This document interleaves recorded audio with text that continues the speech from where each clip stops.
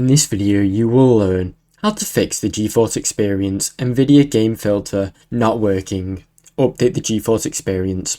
Open GeForce Experience and go to Settings, then General, then check for updates to install the latest version. Update your graphics driver.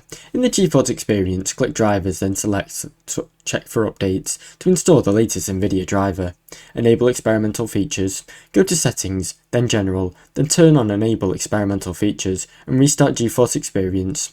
Check Overlay settings. Ensure the in-game overlay is enabled by going to Settings, General, In-game Overlay, then toggling it on. Verify game support. Confirm the game you are trying to use a filter with support NVIDIA Freestyle Game Filters, as not all games are compatible with GeForce Experience. Reinstall GeForce Experience if you need to. If the filter still does not work, uninstall and reinstall GeForce Experience. Restart your PC or reinstall from the latest version of NVIDIA.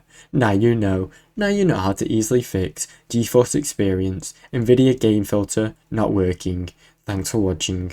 Don't forget to like and subscribe.